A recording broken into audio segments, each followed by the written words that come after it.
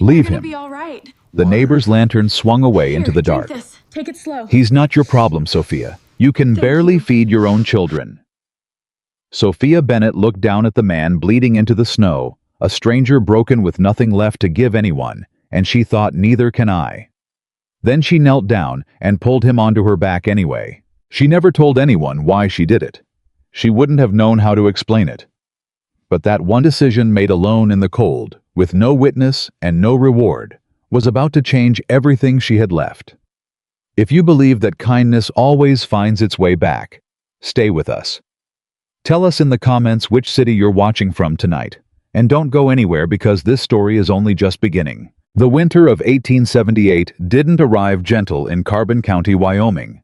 It came the way trouble always comes to people who can least afford it, fast, hard, and without warning. Sophia Bennett was 31 years old and already felt twice that. She had buried her husband Daniel 2 years prior in the rocky ground behind the farmhouse he'd built with his own hands. She'd stood at that grave with her daughter Clara pressed against her hip and her son Will's small hand locked in hers, and she had not cried. Not because she didn't grieve, not because she didn't love him, but because she understood in the marrow of her bones that if she let herself fall apart in that moment, there would be no one to hold everything else together. So she didn't fall apart. She came back to the house. She made supper. She told the children their father was with God now, and that they were going to be all right. Then she waited until both of them were asleep, and she sat at the kitchen table in the dark, and pressed her fist against her mouth, and stayed perfectly, completely silent, while her whole body shook. That was the last time she let herself have that. After Daniel was gone, the valley had its opinions. People always do when a woman is left alone. Some felt sorry for her. Most expected her to sell up, move back east to her sister, let the land go to someone who could actually work it. The Harmon family, particularly Doyle Harmon, who owned the largest cattle operation in the region, had already sent a man by twice to make an offer on her 40 acres. Both times, Sophia had opened the door, listened politely, and declined. The second time Doyle himself came. He was a broad man who wore his wealth the way some men wear weapons, visible, deliberate, meant to remind you what you were standing next to. He'd taken off his hat when she answered the door. That much she gave him. Mrs. Bennett. His voice had the particular warmth of a man who wants something. I want you to understand, I'm not here to take advantage of your situation. I'm here because I genuinely want to help. That's very kind of you, Mr. Harmon. The land is good land. I'd pay fair, more than fair. He looked past her into the house for just a moment, not long but long enough. It's a hard thing running a place like this without a man. Sophia had looked at him steadily. I manage. Now maybe. He put his hat back on. But winter's coming. Feed prices are up. And if you can't make the note payments to Preston's bank by spring, the land won't be yours to sell. He said it like it was kindness, like he was doing her a favor, telling her what she already knew. Thank you for your concern, Sophia said, and she closed the door. She stood on the other side of it and pressed her back against the wood and breathed through her nose and reminded herself that fear was not the same as defeat. That knowing a thing was hard was not the same as accepting that it couldn't be done. Then she went back to work. That was October. By the time December arrived, she had 3 cords of firewood split and stacked, the root cellar stocked better than it had been the year before, and the 2 remaining milk cows fed and healthy. She had taken in mending from the women in town and sold enough eggs and preserves to keep current on the banknote, just barely, but current. Will was 13 and already trying to carry more than a boy his age should. He was up before dawn most mornings without being asked, hauling water-breaking ice off the trough, repairing fences before the freeze made the ground too hard to drive a new post. Sophia watched him sometimes and felt a complicated love, fierce and grateful and grieving all at once, because he looked so much like his father and was growing into that resemblance faster than she was ready for. Clara was 9. She was quiet in the way some children are quiet, not from shyness, but from attention. She watched everything, asked questions that caught adults off guard, and she had her mother's stubbornness, which Sophia simultaneously dreaded and quietly admired. The 3 of them had made something together out of what remained. It wasn't comfort, It wasn't ease, but it was theirs, and Sophia intended to keep it. The night she found the man in the road started like every other night that winter. She had gone out late to check on the cows. One of them, the older one, the roan, she'd named Martha, because Daniel said she had the same expression as his Aunt Martha, which made Sophia laugh every time she remembered it had been off her feed for 2 days. Not sick, just stubborn. Sophia wanted to check her water and make sure she'd eaten before the temperature dropped further. The cold came off the land in waves that night. The kind of cold that makes your lungs feel like they're being wrung out. Sophia had her coat and her wool scarf and Daniel's old work gloves, which were too big for her hands, but warmer than anything she owned in her own size. She had a lantern. The path from the house to the barn was familiar enough that she could have walked it blind, but she always carried light anyway. It was on the way back that she saw him. How was at the edge of the road that ran along the south fence line, what passed for a road in this part of the territory, which was mostly just packed dirt and wheel ruts and good intentions. He was face down, still. The kind of still that makes your stomach drop. Sophia stopped. She held the lantern out. How was a young man? She couldn't tell much more than that from where she stood. His coat was wrong for the weather. A trail duster more suited to moving through country than surviving it. One of his boots was halfway off his foot. There was something dark on the left side of his shirt that the cold had slowed but not stopped. She took 2 steps toward him and crouched down. He was breathing. Barely. Shallow. But breathing. She put her hand on his shoulder and pressed. Nothing. She pressed harder and said loud and clear, "Can you hear me, sir? Can you hear me?" A sound came out of him. Not a word. Just sound. Pain compressed into noise. Sophia made her decision in about 4 seconds. She went to the barn, got the old wooden cart they used for hauling feed, and came back. She did not have the strength to carry a full-grown man. She was 5'4" and 120 pounds, and she knew her limits. But she could drag him onto the cart if she worked at it. So she worked at it. It took her 20 minutes and everything she had. By the time she had him inside and laid out on the table, she'd cleared of the mending the same table where her family ate breakfast every morning. She was shaking from exertion and the cold she'd let in through the door. She got the fire up, got the lantern closer, and got her first real look at him. How was young. Not as young as she'd first thought, maybe 23, 24. Dark hair matted with dried blood at the temple. A jaw that would have been handsome if it wasn't gray with cold and pain. And wounds, 2 of them. One at his side that had been bleeding for a while, the other on his upper arm, shallower but ugly. Knife wounds. She'd seen enough to recognize them. He'd been in a fight. Or rather, by the look of things, he'd been on the losing end of one, and had ridden hard and far enough that the cold finished what the knife had started. Sophia pulled her coat off and rolled up her sleeves. The children were still asleep. Good. She got the basin and boiled water and found the clean cloth she kept for wounds. She was a farm woman in Wyoming territory. She always kept clean cloth for wounds, and she sat down and she went to work. He woke twice while she cleaned and packed the side wound. The first time he grabbed her wrist, and she said sharply, "Stop, I'm helping you, stop." And something in her voice must have gotten through because he did. His hand fell away. The second time he came to, he tried to say something but couldn't find the words. She pressed her hand flat against his chest. Steady pressure, deliberate calm, and told him, "You're safe. You're inside. Stay still." He looked at her. His eyes were a dark brown, half-focused, but there was something in them. Not just pain. Something else she didn't have a name for yet. Then he was under again. She worked until the wounds were packed and bound as well as she knew how. She had no doctor. The nearest one was in Rawlins, 12 miles in weather that made 12 miles feel like 50. She would have to do. She had done before. When she finally sat back in her chair, her hands were red and her back ached, and the fire had burned down to coals. She added wood without getting up all the way, just leaning forward, managing. And then she sat and looked at the man on her table, and wondered for the first time who he was and what he'd gotten himself into. A sound from the hallway. Will, Howe was standing in this doorway in his wool socks, holding his suspenders in one hand, the way he always did when he'd dressed fast, staring at the man on the table, with an expression that was trying very hard to be calm and not quite making it. "Mama." "I know." She kept her voice quiet and even. "Found him in the road. He's hurt. He's going to stay here until he's well enough to move." Will looked at the man, looked at his mother, looked at the man again. "Who is he?" "Don't know yet." "Is he dangerous?" Sophia considered the question the way she considered most things, honestly and without the comfort of false certainty. "Could be," she said. "I don't think so, but I don't know." Will absorbed that.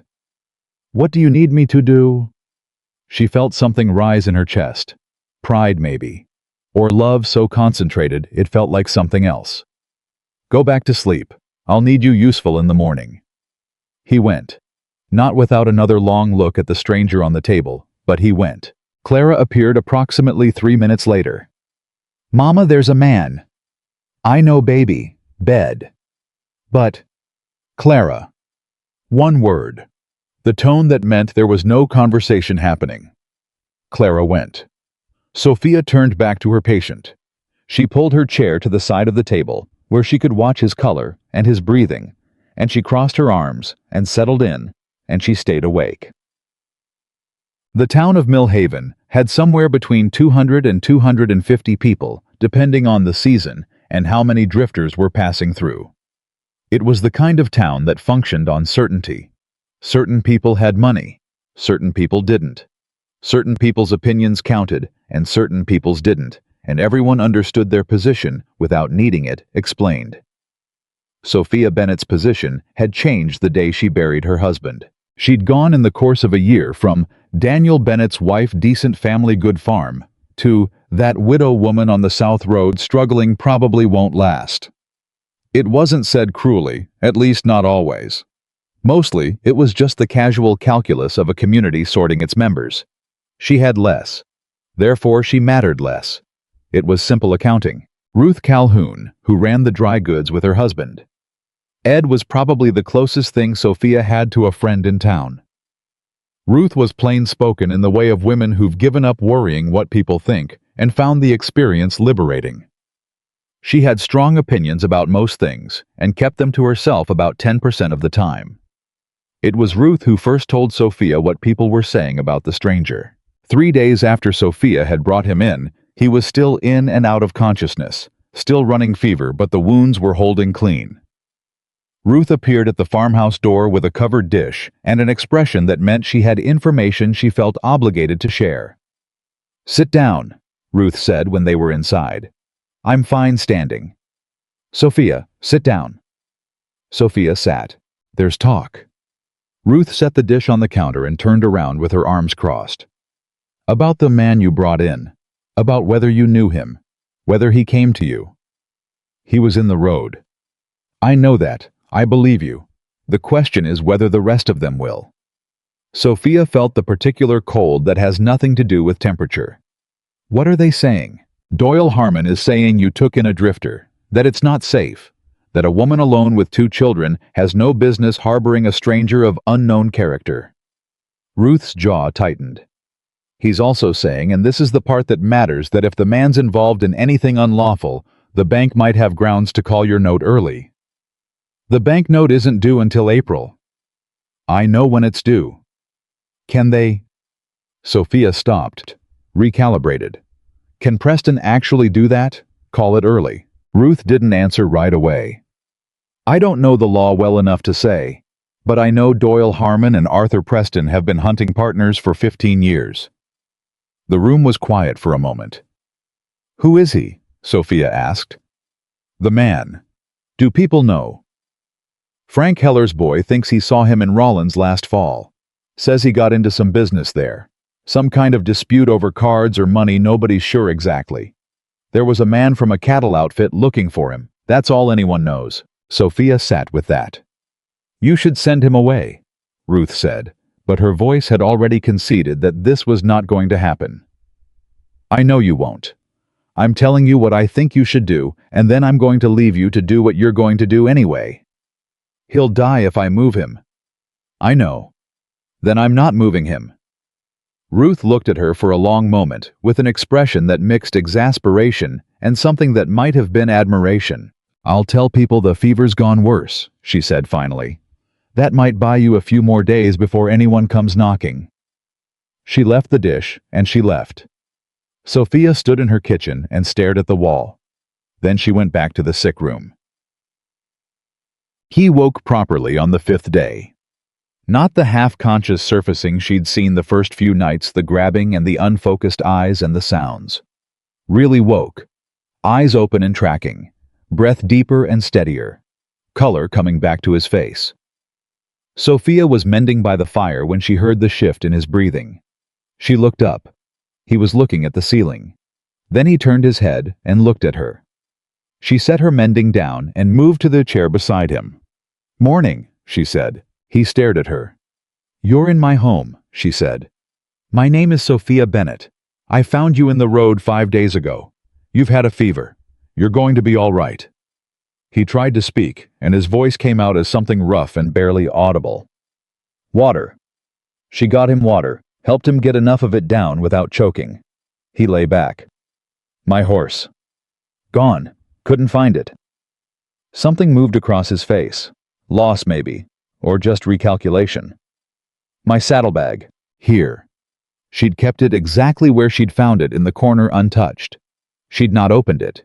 She wasn't sure exactly why. Partly because anything in there was his, and she had no right to it. Partly because she'd decided there were things she might find that she was better off not knowing, and that decision was easier to hold before she'd had 5 days to wonder about him. He looked at the bag, seemed to decide it could wait. "You're the one who brought me in." "Yes, you did that." He seemed to be turning this over. "By yourself." "My boy helped once you were on the table." He looked at the ceiling again. "Why?" Sophia considered the question. "You were breathing," she said simply. Seemed like enough of a reason. He turned his head and looked at her again with those dark eyes, and there was that quality she'd noticed the night she brought him in, the one she couldn't quite name. Present and searching and younger than his face. "I've got trouble following me," he said. "I've heard." He went still. "What have you heard?" "That you were in Rollins, that someone's looking for you." She held his gaze. "I haven't asked you to explain yourself. I'm not going to. But I want you to understand that I have 2 children in this house, and their safety matters more to me than anything else on this earth. If the trouble following you is going to come through my door, I need to know." He was quiet for a long moment. "I didn't do anything wrong," he said finally. "I want you to know that. I know that's what everybody says, but I didn't." "What happened?" "I caught a man cheating, not at cards, it doesn't matter what. I caught him and I said so, and that man has got friends and I don't have many. So." He lifted his hand slightly and let it fall. "Here I am." Sophia looked at him. She had spent 31 years learning to read the difference between a man telling the truth and a man telling you what he thought you needed to hear. It was not a perfect skill. Nothing was perfect. But she'd learned enough. "Rest," she said. She stood up and went back to her chair. He watched her for another moment. "I haven't told you my name." "No." "Ethan," he said. "Ethan Caldwell." She nodded. He closed his eyes. Outside, the wind was starting up again. He mended faster than she expected. By the 8th day, he was sitting up on his own. By the 10th, he was moving carefully around the room. By the 12th, he'd made it to the kitchen table under his own power and had asked if he could do anything useful. Sophia had been standing at the stove. She'd turned around and looked at him, still pale, still careful with his left side, but upright and asking, and she'd thought all right then. "Firewood needs splitting," she said. "When you're able, not before." He nodded. The children had been watching him with the wariness of the young around the unfamiliar. Will more so than Clara, which surprised her. It was usually the other way around. But Will had spent the past 2 years as the man of the house in the only way a 13-year-old can manage it, with effort and seriousness, and the particular loneliness of a boy trying to be something he isn't quite old enough to be. And now, there was a grown man in the kitchen, and Sophia could see her son recalibrating, trying to figure out what that meant for him. She noticed. She didn't address it directly. Not yet. Clara had no such complications. By the third day of Ethan's mobility, she had simply begun talking to him as if they'd known each other for years, which was Clara's way with everything. She'd explained to him in considerable detail the names and personalities of the 2 cows, the 3 chickens and the dog, a rough-coated mutt named General, who had no discernible military qualities but had come with the name and kept it.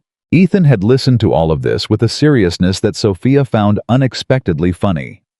She was at the window the first morning she heard Clara telling him about the chickens, and watched him crouch down to the dog's level and let it investigate him thoroughly, nodding along to Clara's narration, and she felt something shift slightly in the center of her chest. She turned away from the window before she had to think about what that was.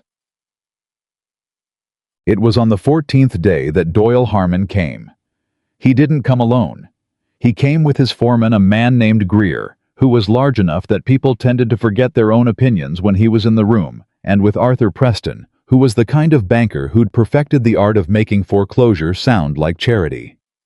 Sophia saw them coming from the window and had approximately 90 seconds to decide how she was going to play this. She called to Ethan, who was in the back of the house. "There are men coming. Stay inside." A pause. "How many?" "3. Another pause. "Who are they?" "The man who wants my land, the man who holds my note, and the man whose job it is to make sure neither of them has to do anything uncomfortable themselves." She heard him move toward the door. "Stay inside," she said again, and she opened the front door before Harmon could knock. "Mr. Harmon, Mr. Preston." She looked at Greer. "Greer." Doyle Harmon looked past her into the house. "We've come to discuss a concern," he said. "Then discuss it." "Mrs. Bennet." Preston stepped forward slightly, assuming the manner of a man delivering news for someone's own good. "It's come to our attention that you've been sheltering a man of unclear reputation.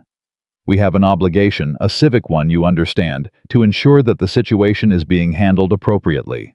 "The situation," Sophia said, "is that I found an injured man in the road, and I brought him inside because it was below freezing and he was going to die. I'd do the same for a dog." "And where is he now?" Harmon asked. "Recovering." "We'd like to speak with him." "That's not your decision." Harmon's expression shifted just slightly. Not much. Just enough to let her see what was underneath the gentility. "Mrs. Bennet," he said, "I've tried to be patient with you. I want you to know that. I've made you a fair offer. More than fair. And I understand grief, I genuinely do. But there comes a point at which sentiment becomes impractical." "Is that right?" "Your note comes due in April, with everything you've taken on this winter." "My note is current," Sophia said. "Check your books, Mr. Preston." Preston looked briefly uncomfortable. Harmon didn't stop. "For now, but a farm this size, a woman alone." "I'm not alone." The voice came from behind her. She didn't turn. She kept her eyes on Harmon. Ethan had come to stand in the doorway. She hadn't asked him to. She'd told him to stay inside. But he was there, and his voice was flat and very calm, and she could feel the entire configuration of the moment shift because of it. Harmon looked at him. Ethan looked back. The silence lasted approximately 4 seconds, which is longer than it sounds. "This is my place too for now," Ethan said. "Mrs. Bennet saved my life. I owe her. That means whatever's hers is my concern as well." "And who exactly are you?" Harmon asked. "Ethan Caldwell." He let the name land and stayed still. "You know who I am, or you know someone who does. Let's not pretend." Something flickered in Harmon's eyes. "I've heard the name," he said carefully. "Then you know I've got no patience for men who use lawyers and bankers to do what they ought to be willing to do face to face." Ethan's voice hadn't risen. If anything, it had gotten quieter. "Mrs. Bennet's note is current. Her land is hers. I'd suggest that's where this conversation ends." Harmon looked at Sophia. Sophia looked back at him without expression. Greer was very still. Preston cleared his throat. "We'll be going," he said. Harmon didn't move for another moment. Then he put his hat on and nodded with the careful courtesy of a man filing something away for later. "Good day, Mrs. Bennet." He turned and went. Sophia stood in the doorway until they were past the fence line. Then she stepped back inside and closed the door. She stood with her hand on the door for a moment. Then she turned. Ethan was still standing in the hallway. He was breathing carefully. The side wound still limited his breath, she knew, but his eyes were steady. "I told you to stay inside," she said. "I know. I had it." "I know you did." She looked at him. "Harmon won't stop," she said. "You know that." "I know that. Whatever you said, whoever you are that bought maybe a week." He held her gaze. "Then we'd better figure out what comes next," he said. Sophia thought about Daniel, about the grave behind the house, about 2 years of holding everything together with her hands and her will and the daily choice to keep going. When keeping going didn't feel possible. She thought about Clara's face when she laughed and Will's hands that were already starting to look like his father's. "You need to leave soon," she said finally. "When you're well enough to ride.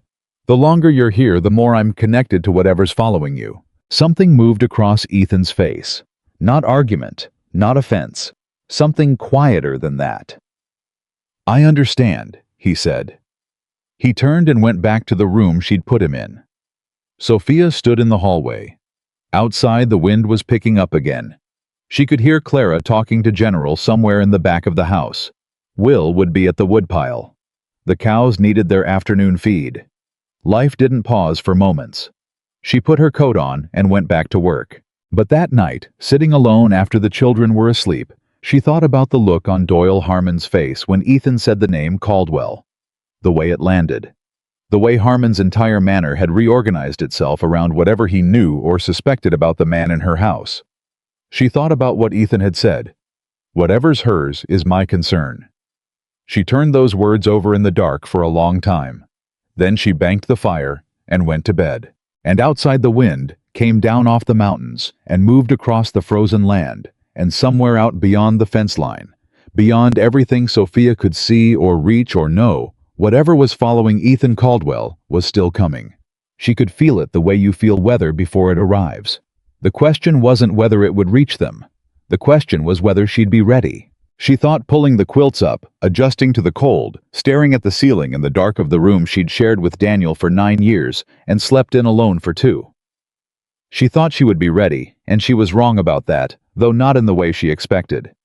It wasn't Harmon who came back first. It wasn't Preston or Greer or any man she could have braced herself against. What came back was something quieter and more corrosive than any of them. It was talk. Millhaven was small enough that a secret lasted about as long as a snowflake on a hot stove, and Sophia had never been under any illusion about that. But the particular shape the talk took, the details that got added in the retelling, the way the story traveled from mouth to mouth and came out different at each stop, that was something she hadn't fully prepared for. By the 3rd week of Ethan's stay, the version circulating through town had evolved considerably from the truth. In the most popular telling, Sophia hadn't found a stranger in the road. She'd been expecting him. He was a man she'd known before Daniel died. Some women, the story implied, don't grieve as long as they let on. He was an outlaw. He was hiding stolen money in her barn. He had a wife somewhere back in Texas and 2 other women in Colorado, and Sophia Bennet was too desperate and too foolish to see what kind of man she'd let into her home. Ruth Calhoun told her all of this with the expression of someone delivering medicine that tastes bad but is necessary. "I'm telling you because you need to know," Ruth said, sitting across from her at the kitchen table with a cup of coffee going cold between her hands. "Not because I believe any of it." "Who's spreading it?" Ruth's eyes moved to the window for just a moment. "It started at Harmon's store." She paused. "The one on Mill Street. His wife's cousin works there." Sophia was quiet. "People believe it?" she asked finally. "Some do, some don't. Most are somewhere in between. They don't believe it exactly, but they don't not believe it either, which in a town this size amounts to the same thing." Sophia wrapped both hands around her own cup. "What am I supposed to do about it?" Ruth looked at her. "You can't fight a rumor by arguing with it," Ruth said. "Arguing just gives it more air. You hold your head up, you do your work, you don't give them anything new to feed on. She paused. And you get that man out of your house as soon as he can travel. Sophia didn't answer. Ruth leaned forward slightly. Sophia. I know. He needs to go. I know that, Ruth. She did know. She had known it since the day Harmon came to the door. She had told Ethan as much herself. The problem, the part she hadn't said out loud to anyone, including herself, was that Ethan leaving didn't solve what was actually coming for her. Harmon didn't need a reason to want her land. He had the reason already. He wanted it, and he had the means to get it, and the only question had ever been timing. Ethan's presence had just given him a convenient shape to hang his intentions on. Take Ethan away, and Harmon would find something else. That was the truth she'd been sitting with in the dark every night. She couldn't fight what was coming by sending away the one person who'd stood in her doorway and made Harmon recalculate. But she also couldn't keep him there. She thanked Ruth, walked her to the door, and stood watching her go down the road toward town, with the feeling of a woman standing at the exact center of an impossible problem. Then Will came around the side of the house with an axe in his hand and stopped when he saw her face. Mama. Everything's fine. He studied her with eyes that were too old for his age. What did Mrs. Calhoun want? She came to talk. About him. She looked at her son. About the situation, yes. Will set the axe head down in the dirt and leaned on the handle, which was a posture so exactly like his father's that it stopped her breath for a second. I like him, Will said. I know that's not... He stopped, started again. I know it's complicated. I'm not saying it should matter, but I wanted to say it. Sophia walked to her son and put her hand on the side of his face for one moment, which was as much sentiment as he would accept in daylight. I know, baby, she said quietly. I know. She went inside. Ethan was at the kitchen table with the household ledger open in front of him. She had not put it there. He had found it himself, and that should have annoyed her, and the fact that it didn't annoyed her more. You shouldn't be looking at that, she said. He looked up. You're 3 months behind on the feed account at Cutter's, he said. I know what I'm behind on. And the note? Ethan. He stopped. She sat down across from him and folded her hands on the table. People are talking, she said. You already knew that. Now it's getting worse and it's being directed. Harmon's people are shaping it.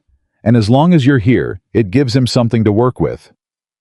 Ethan looked at the ledger, then at her.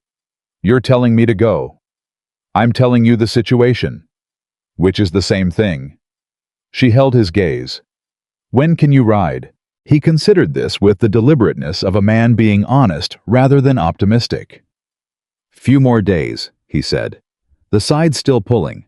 I can sit a horse but not hard riding. Not yet. Few more days, she repeated. I'll go as soon as I can. Something in the way he said it, flat, final, no argument, made her look at him more carefully.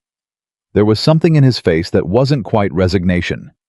Wasn't quite something else either. She didn't have a word for it. There's something else, he said.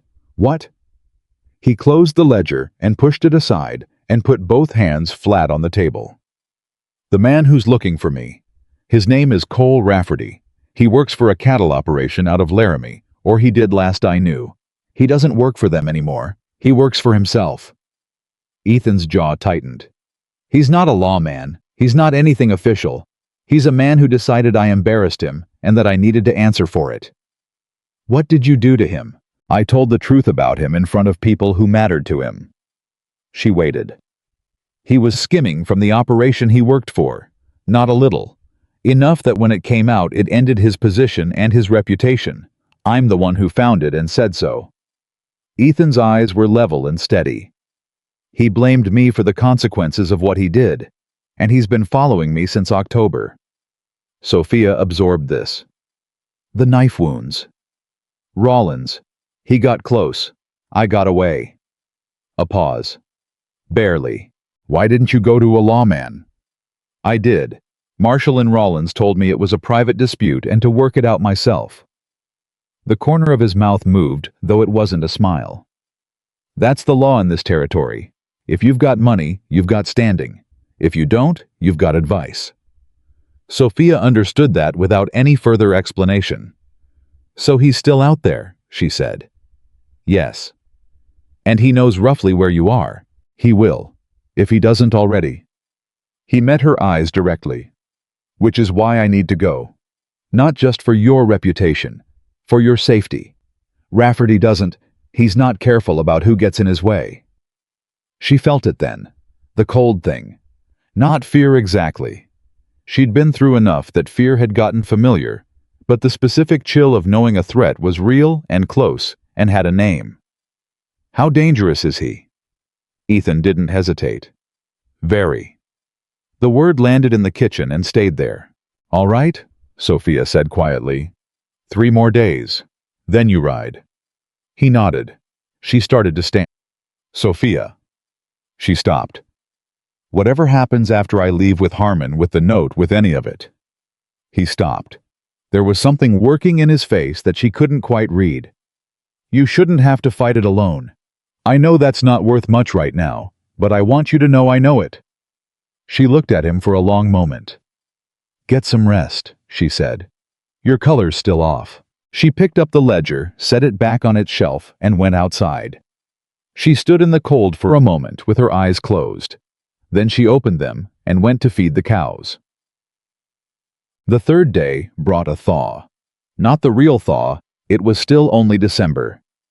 Wyoming wasn't done with winter by a long measure, but a temporary softening, the kind that makes the air smell like mud and cold water and possibility. It fooled you every time. It also brought Hector Vance. Sophia didn't know Hector Vance, which was the first thing wrong. Millhaven was small enough that she knew everyone, or at least knew their people. Hector Vance appeared at the edge of her property, mid-morning on a gray horse that had been ridden hard and recently, and he sat there for a moment before coming up toward the house, which was the second thing wrong. She was near the barn when she saw him. She stood still. How was maybe 35, trail-worn.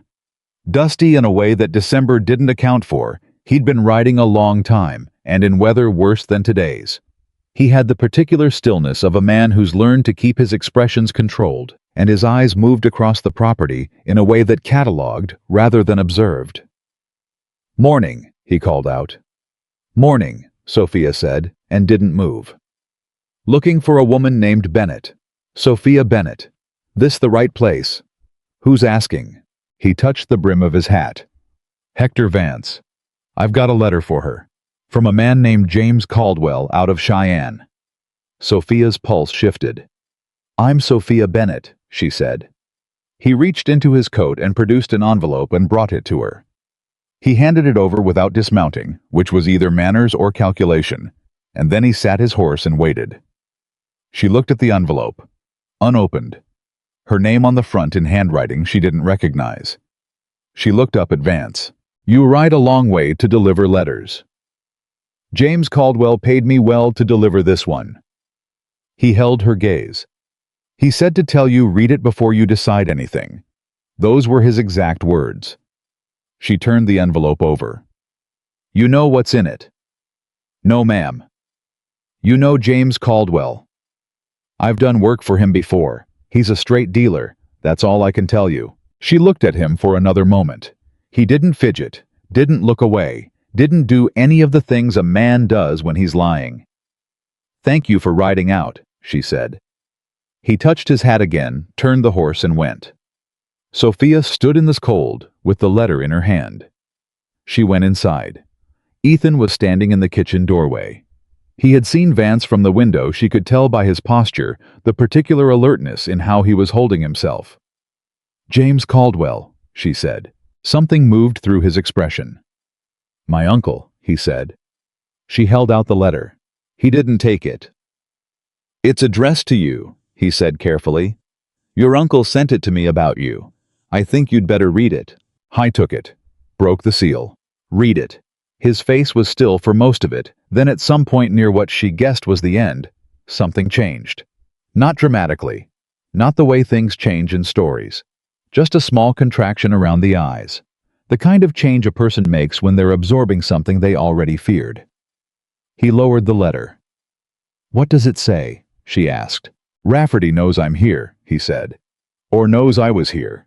James has a man in Rollins who hears things. He got word that Rafferty was asking about a woman who'd taken in an injured rider on the South Road out of Millhaven. The kitchen was very quiet. How long ago was this? James wrote this 4 days ago. Vance rode fast. He folded the letter with deliberate care. Rafferty could already be in the area. Or he could be 2 days out. I don't know. Clara was in the back of the house. Will was at the woodpile.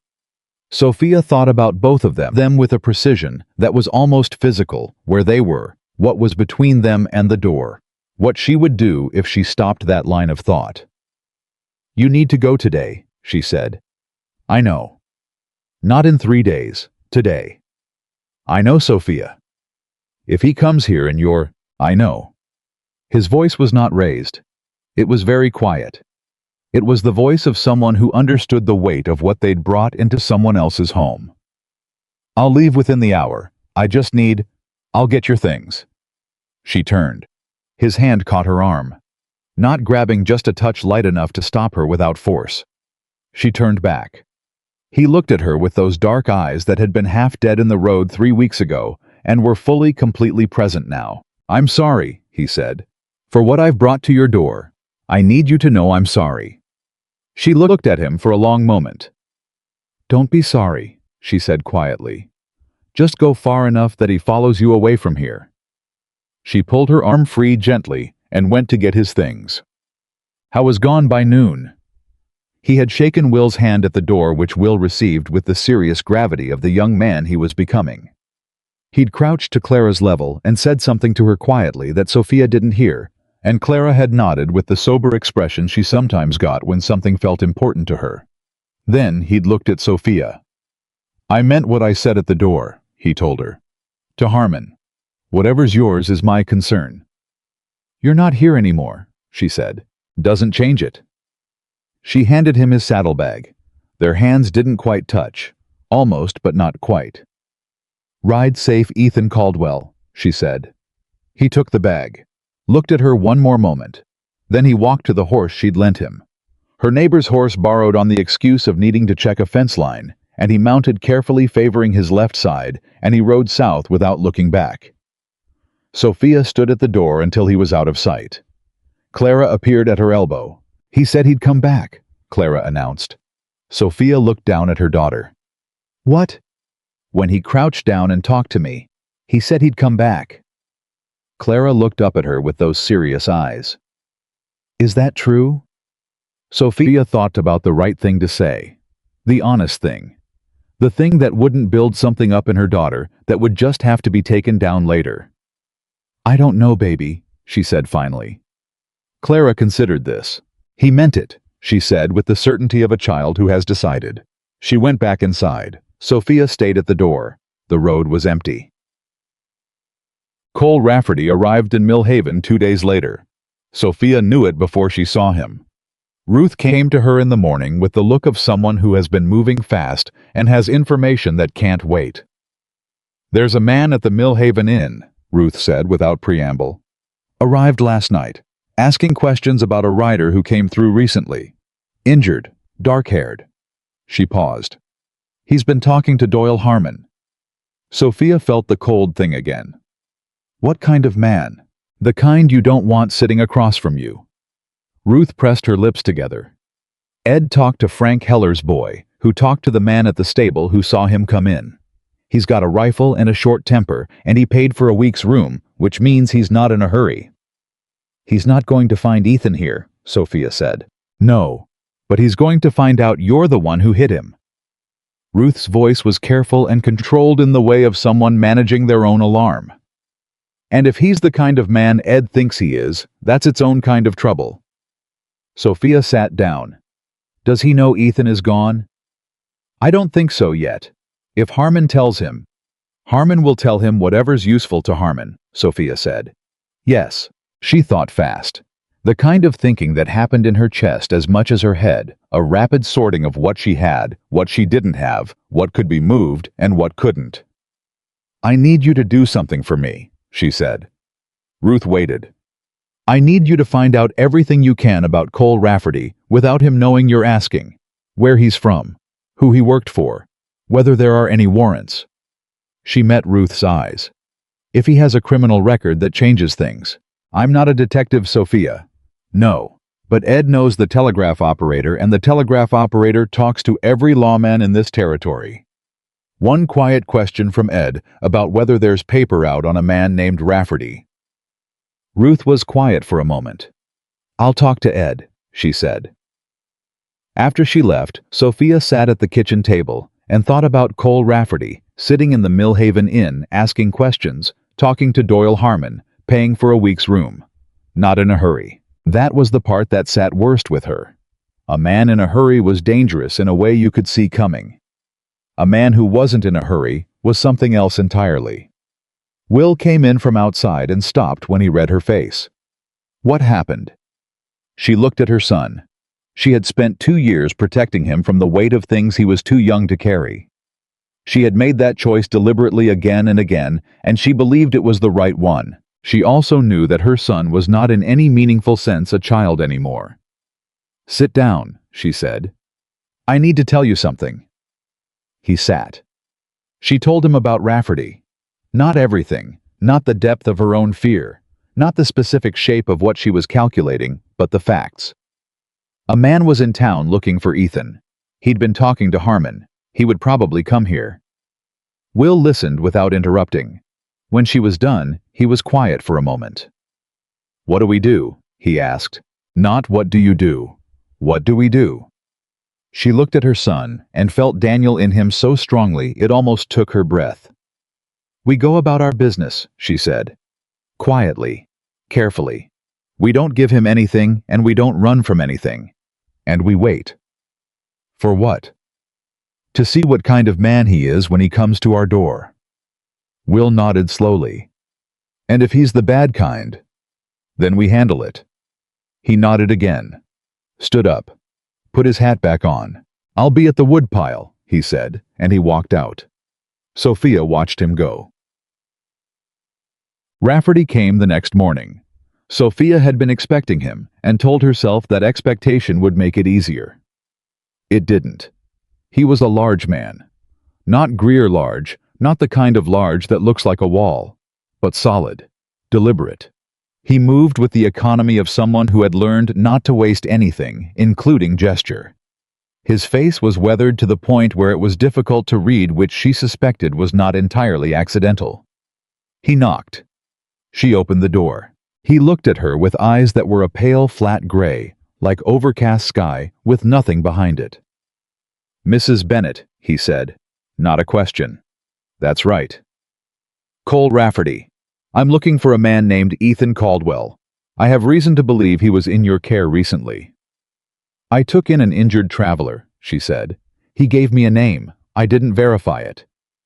Something shifted very slightly in Rafferty's expression, not much, but she caught it. He was deciding whether she was telling the truth. "And where is this traveler now?" "Gone," she said. "Recovered and moved on maybe 2 weeks ago." 2 weeks. He looked at her steadily. "Which direction?" "I didn't ask." "You nursed a man back to health and didn't ask where he was going." "I nursed a man who was going to die if I didn't. Where he went after was his business." A pause. The silence had weight. "Mrs. Bennett," Rafferty said, and something in his voice had changed. Still controlled, still quiet, but different in the way the air changes before a storm you can't yet see. "I want you to understand that Ethan Caldwell is not a good man. The people he's hurt there are more of them than you know.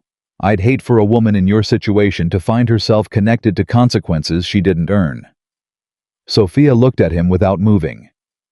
"Are you threatening me, Mr. Rafferty?" "I'm advising you." "It sounds like the same thing." He looked at her for a long moment. Then he looked past her into the house, and in that moment over his shoulder, she saw it. Will. Standing at the corner of the house with the axe still in his hand watching. Rafferty followed her eyes, turned slightly, saw Will, looked back at her. "Interesting boy," he said. The word interesting landed wrong. She felt it in her spine. "You've asked your questions. Sophia said, and her voice came out level and final in a way she hadn't entirely planned for, but was grateful for. I've answered them. He's not here. He's been gone. I don't know where he went. That's everything I have to tell you. Rafferty held her gaze. If you hear from him, he said, you'd be wise to send word to me at the inn, for your own sake. Good day, Mr. Rafferty. He looked at her one more second. Then he turned and walked back down toward the road, and he did not hurry, and he did not look back. Sophia stood in the doorway until he was past the fence. Will came to her. She put her hand on his shoulder, not the gesture she'd used before, the brief touch of comfort. This was something else, steadier. Two people standing together on the same ground. He's not going to find Ethan here, Will said. No. But he's going to keep coming back. She watched Rafferty's figure growing smaller on the road. Yes, she said. So what do we do? She thought about the letter. About James Caldwell in Cheyenne, who'd sent a man 4 days' ride to deliver a warning because Ethan mattered to him. About a man who'd stood in her doorway and told Doyle Harmon that what was hers was his concern. She thought about Rafferty's voice when he said interesting boy. Something sharpened inside her. Not fear this time. Something that had been fear and had burned down into something cleaner and harder. Go back to work, she said to Will. She went inside. She sat at the table. She took a piece of paper and she wrote a letter, short, precise. Everything Rafferty had said, and exactly how he'd said it, the part about Will especially, and she addressed it to James Caldwell in Cheyenne. Then she sat back and looked at what she'd written. She was not a woman who asked for help. She had spent 2 years making that a point of pride and sometimes a point of survival. But she also knew the difference between pride and stubbornness, and she knew what was coming for her, and she knew that some things could not be held by one person alone. She folded the letter, sealed it. In the morning she would take it to town and put it on the first coach to Cheyenne. After that, she would wait. She had always been good at waiting. She'd had to be. But this time, for the first time in 2 years, she didn't feel like she was waiting alone. She wasn't sure when that had changed. She wasn't sure it mattered when. She banked the fire and went to check on the children, and she carried the letter in her coat pocket, and outside, the wind had gone quiet for once, and the stars were very bright over the frozen land, and somewhere out there on the dark roads of Wyoming Territory. Ethan Caldwell was riding, and Cole Rafferty was watching, and Doyle Harmon was waiting, and all of it was moving towards something that Sophia could feel, but not yet see. She looked in on Clara, who was asleep with her hand curled under her chin. She looked in on Will, who was asleep with the seriousness still on his face, the way it always was now, even when he was still. She went to bed.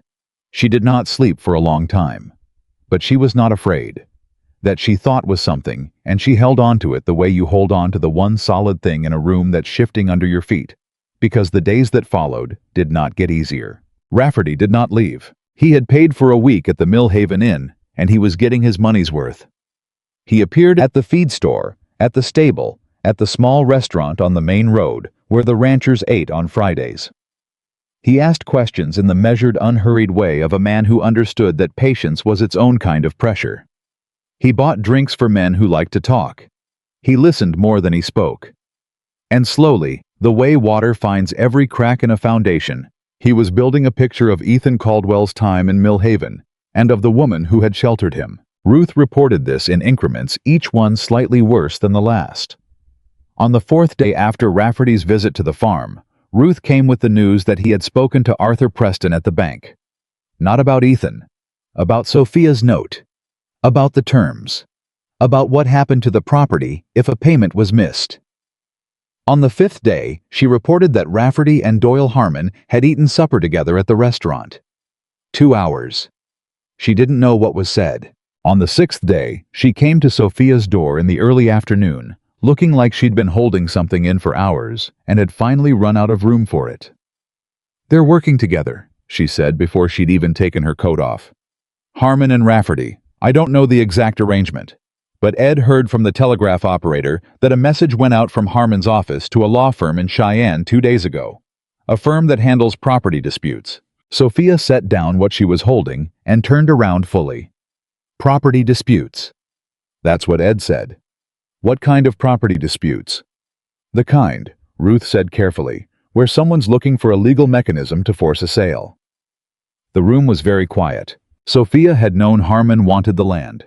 She had known it since Daniel died, probably before Harmon had always eyed their 40 acres with the particular attention of a man who sees a piece of something he wants to complete. She had known the note was a lever he might try to use. She had known all of this in the abstract way that you know a storm is somewhere over the mountains. But a law firm in Cheyenne meant it wasn't abstract anymore. It meant Harmon had moved from wanting to acting. It meant there was machinery in motion now, and machinery did not stop because you stood in front of it. The letter, Sophia said. What? I sent a letter to James Caldwell in Cheyenne 3 days ago. I need to know if he received it. Ruth stared at her. Who is James Caldwell? Ethan's uncle. He warned us that Rafferty was coming. He has connections, he knows people. She was already moving, taking her coat from the hook by the door. I need to send a second letter, more specific. Harmon's name, Preston's name, the law firm if you have it. Sophia, slow down. I can't slow down. She turned around. Her voice wasn't raised, but it had an edge Ruth hadn't heard before, or maybe had heard once at Daniel's grave. I have 40 acres and 2 children and a banker who wants my property and a hired man who's been eating supper with the man who owns the banker. Slowing down is not something I can afford right now. Ruth looked at her for a long moment. The firm's name is Whitmore and Associates, she said quietly. That's what Ed heard. Sophia nodded, buttoned her coat, picked up her gloves. Watch the children. Of course. She went to town. She wrote 2 letters. One to James Caldwell, specific detailed names and dates and the name of the firm. One to the Territorial Land Office in Cheyenne, requesting in careful formal language a copy of the current recorded deed on her property and a clarification of the conditions under which a mortgage note could be called early against the mortgagee's compliance. She did not know if either letter would accomplish anything. She did not know if James Caldwell had the reach she hoped he had, or the willingness, or the time. She did not know if the land office would respond in days or weeks or at all. But she knew that doing nothing was a choice too, and she had never been able to make that choice. She handed both letters to the postal agent, paid the fees with money. She counted twice to make sure she had enough and walked back home through the cold with her hands in her pockets and her mind working. What she did not know, what she would not know until much later, was that Ethan Caldwell was already on his way back. He had been for 4 days. He hadn't planned it that way. Or rather, he had planned to ride south, get distance between himself and Rafferty, find a position of some advantage before making any further moves. That had been the sensible plan. The plan of a man thinking clearly about his own survival. He'd made it 40 miles before he stopped thinking clearly. It wasn't one thing that turned him around. It was an accumulation, the way Rafferty had looked at him in Rawlins, the particular patience of a man who enjoys the hunt more than the end of it. The way Harmon had looked at Sophia's house when he came to the door. The way Cole Rafferty had said interesting boy about Will. That last one. That was the one he kept coming back to. He'd been riding south in the dark on a borrowed horse with cracked ribs and a side that pulled every time he breathed too deep, and he'd heard Rafferty's voice in his head saying interesting boy with that flat gray calm, and something in him had turned around before he consciously decided to. He reached out to his Uncle James from a telegraph office in a town 40 miles south. Told him everything. Rafferty's location. Harmon's involvement, the farm, the woman, the children. James had wired back within hours, which meant James had been waiting, which meant the letter Sophia sent had already arrived. James's message was short. Do not go back alone. I'm sending men. Wait. Ethan had read it 3 times. Then he'd folded it, put it in his pocket and started riding north. Not because he was reckless. Not because he didn't trust his uncle's judgment. But because he understood something James didn't, which was that waiting had a cost here that couldn't be paid in money or men arriving later. Rafferty having supper with Harmon wasn't surveillance. It was consolidation. They were building something together, and every day that building continued was a day the structure got more solid and Sophia's position got more precarious. He knew what it felt like to have no one show up when you needed them. He was not going to let that be what Sophia Bennett remembered. So he rode. He arrived at the edge of the Bennett property on the 8th day after he'd left in the gray early morning before full light on a horse that was tired and a body that wasn't much better. He sat at the fence line for a moment. The house had smoke coming from the chimney. Someone was already up. The lamp was in the kitchen window. Everything looked exactly as he'd left it, and that was either reassuring or deceptive, and he wasn't sure which. He rode to the barn, put the horse inside, and went to the back door. He knocked twice, paused, knocked once more. The particular knock he'd unconsciously established in the weeks he'd been here, the pattern that meant, "It's me," without words, because even in the time he'd stayed, habits had formed that he hadn't noticed forming. A silence. Then the sound of footsteps. Then the door opened. Sophia stood there in the early morning with a lamp in one hand and an expression that went through approximately 4 different things in 2 seconds. Shock, then relief, then something that closed off quickly into something controlled, and then she stepped back from the door. "Get inside," she said. He came in. She set the lamp on the table and turned around and looked at him with the assessing gaze she'd learned from years of keeping things alive that were trying not to be. "You look worse than when I found you," she said. "I've had a long ride. I told you to go far enough that he followed you away from here." "He didn't follow me. He was already here." She pulled out a chair from the table. Not gently, a firm, deliberate pull, the way you put a thing exactly where it needs to be. "Sit down before you fall down." He sat. She got water, got the bread that was on the counter from last night, put both in front of him without ceremony, which was more comfort than ceremony would have been. "Rafferty has been here 6 days, she said, sitting across from him. "He and Harmon are working together. Harmon has contacted a law firm in Cheyenne. I've written to your uncle." Ethan looked up. "James got your letter. He wired me." "He wired you where?" "Town 40 miles south." He paused. "He told me to wait for men he was sending." Something in her expression shifted. "But you came anyway." "Yes." She was quiet for a moment. "Why?" He looked at her directly. "Because waiting has a cost here, and I understood that better than James does." A pause. "And because Rafferty said something when he came here, about Will." Her eyes changed. "You knew about that. James's man heard it from someone in town who was watching from the road. Word gets back." He held her gaze. "What exactly did he say?" She told him. He listened with his hands flat on the table and his jaw set. When she finished, the kitchen was quiet. "He won't touch your son," Ethan said. The tone was not angry. It was quieter than anger and more final. "He won't get the chance," Sophia said with the same quality in her voice. "What I need to know is what we do before he does anything at all." And that was when they began to talk. Really talk the way 2 people who are both intelligent and facing the same problem will talk when they stop circling and start working. She told him everything she knew about Harmon's moves, the law firm, the notes terms, as she understood them. He told her everything he knew about Rafferty, not just the personal history, but the pattern of the man. How he operated, what he wanted, and what he was willing to do to get it. It took most of an hour. When they were done, the lamp had burned down noticeably, and the light outside had shifted to the gray-white of full morning. "There are 2 separate problems," Sophia said. "Rafferty is one, Harmon is another. They're working together, but they want different things." "Rafferty wants me," Ethan said. "He'll use you to get to me if he can, but I'm the actual target." "And Harmon wants the land. He'll use Rafferty to pressure me, but property is the actual target." They looked at each other. "Which means if you're visible," Sophia said slowly, "Rafferty focuses on you. Which means Harmon loses his leverage with Rafferty because Rafferty stops being useful to him as a pressure tool and becomes a liability." Ethan was following her.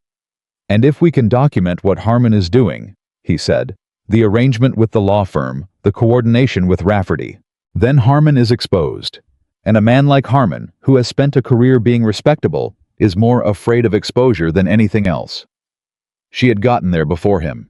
He could see it. She'd been working through this for days already, building the architecture of it, and he'd just arrived to find the framework standing. "You've been thinking about this a while," he said. "I've had time." She looked at him with an expression that wasn't quite wry, but was close to it. "You left." He felt that. "The problem," she continued, "is documentation. I know what's happening. Ruth knows what's happening. But knowing it and proving it are different things. My uncle can help with that. He has people in Cheyenne, lawyers men who know the land courts. If we can get him the specifics, he can apply pressure from that end. I've already sent him Whitmore and Associates." "Good." He thought for a moment. "The Telegraph. If there's a record of the wire Harmon sent to the firm, Ed Calhoun knows the operator. Would Ed go on record?" Sophia considered this carefully. If the risk to him was manageable, maybe. Ed is a decent man.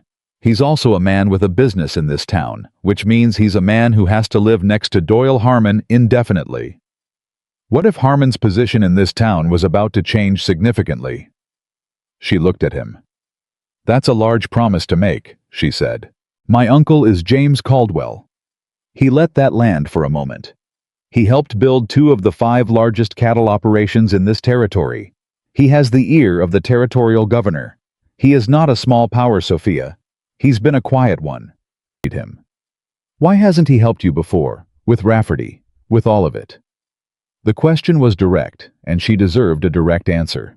"Because I didn't ask him." He looked at the table for a moment. "I've spent a long time believing I should handle my own problems, that asking for help was—" He stopped. "It doesn't matter why. The point is, I was wrong about that." Something in her face softened by 1 degree. "Welcome to the conclusion," she said quietly. "It took me 2 years to get there myself." They looked at each other across the table in the early morning, and something passed between them that neither of them named, and both of them felt. Then Will appeared in the doorway. He stopped, stared at Ethan. Then his face did something complicated and young and honest, surprise and relief, and the careful management of both. "You came back," he said. "I came back." Will looked at his mother, back at Ethan. "Clara said you would," he said. The tone was caught somewhere between vindication and vulnerability, and he clearly wished it wasn't. "Clara's a smart girl," Ethan said. Will nodded once with the dignity of a 13-year-old recalibrating. "I'll get the animals," he said, and disappeared. Sophia watched the empty doorway for a moment. "He's been harder to read since you left," she said quietly. "Quieter. He's trying to be what he thinks he should be. I know. Daniel was the same way." She stood up and picked up the lamp. "Rest for an hour. We have decisions to make today, and I need you thinking clearly." "I'm fine." She looked at him. "You're gray around the eyes and your left hand is pressed against your side and has been since you sat down." Her voice was not unkind, but it was not negotiable either. "An hour, then we talk." He didn't argue. She went to wake Clara. He sat alone at the table in the morning quiet and pressed his hand against his side and breathed carefully and thought about what he'd ridden back into and why, and whether the why was as clear as he'd told himself it was on the road, or whether there was something underneath it he hadn't examined yet. He thought about a woman who knelt in the snow beside a stranger she didn't know and made a decision in about 4 seconds. I was still thinking about it when he heard Clara's voice down the hall, high and clear, with the particular morning brightness of a child who greets each day without the weight of the one before it. He found unexpectedly that he was glad to be back. It was Ruth who brought the news that changed everything, though she didn't know. That's what she was doing when she arrived that afternoon. She came fast, which was unusual for Ruth. Ruth was a deliberate woman who believed in controlled movement and measured words. When she came up the path at something close to a hurry, Sophia came out before she'd even knocked. "What happened?" Ruth caught her breath. "The telegraph operator," she said. "Young Hicks. He came to Ed this morning, voluntarily." She stopped, pressed her lips together. "Rafferty sent a wire this morning. Early. Before Hicks was properly open, which is why Hicks noticed it. Man was waiting on the step when he got there." "Who did Rafferty wire?" "A man in Laramie. Name Hicks didn't recognize, but the message. She reached into her coat and produced a small folded paper. Hicks copied it. He said he did it because Rafferty's manner frightened him. He didn't know if he should. He came to Ed because Ed is the person in this town he trusts most. Sophia took the paper. She opened it. The message was brief. The kind of brief that packs a great deal into few words. Caldwell located. Bennett Farm, South Road, Millhaven. Woman covering. Move to Plan 2. Bring Walsh. Sophia read it twice. Plan 2. She didn't know what Plan 2 was. That was the part that made the cold thing come back and settle in her chest. She took the paper inside. Ethan was at the table. He'd slept the hour she'd told him to sleep and come back to the kitchen with better color and steadier hands. And he'd been going over the property records she'd laid out while she talked with Ruth outside. He looked up when she came in. She handed him the paper. She watched his face as he read it. Walsh, he said. You know who that is? He set the paper down very carefully. Dale Walsh. He used to ride with Rafferty before. He stopped. He's not the same kind of man as Rafferty. Rafferty has patience. Walsh doesn't. Walsh is... He stopped again. Say it plainly, Sophia said. Walsh is dangerous in the kind of way that doesn't stop at inconvenience. His voice was even. He heard a woman in a town east of Laramie. A woman who'd been sheltering a man Walsh was looking for. She survived, but barely. The kitchen was very quiet. Sophia sat down. She thought about Clara down the hall. She thought about Will at the woodpile. She thought about the 40 acres that Daniel had worked his hands raw for, that she had fought 2 years to keep, that she had told herself over and over was worth everything she'd put into it. And she thought about the fact that land could be rebuilt, and debt could be paid, and reputation could be restored. But there were other things that couldn't be. We have to get the children out, she said. Ethan was already nodding. Ruth, he said. Ruth's house in town. Tonight if we can. Tonight. He paused. And we have to wire James. Now today. Everything Rafferty's message. Walsh's name, Harmon's involvement. All of it. Will Ed's telegraph operator send it after this? She gestured at the paper. Hicks already stuck his neck out once. He won't have to. I'll go to the next town if I have to. There's a station in. No. You can't ride out again. If Rafferty is watching the roads, then I'll tell Ethan. Her voice stopped him. Calm and clear and precise. Think. He stopped. She was right, and he knew she was right, and the knowing of it sat in him like a stone. Hicks, she said. Ruth says he came to Ed voluntarily, because he was frightened. A frightened man who's already made one brave choice is more likely to make a second one than a man who hasn't made any. She looked at Ethan steadily. If Ed asks him the right way, with the right understanding of what's at stake, I think Hicks will send the wire. And if he won't, then we find another way. Her jaw was set. But I think he will. He looked at her across the table. She was 31 years old, and she'd been carrying everything alone for 2 years, and she was the sharpest mind in this situation, and he was only now fully understanding that. All right, he said. Ruth, when Sophia put it to her, didn't hesitate. I'll take the children tonight, she said. Tell them it's a visit. Clara will believe it. Tell Will the truth, Sophia said. He's old enough. He'll carry it better than a story. Ruth looked at her for a moment. And Hicks? That's Ed's conversation. I trust Ed to know how to have it. Ruth nodded.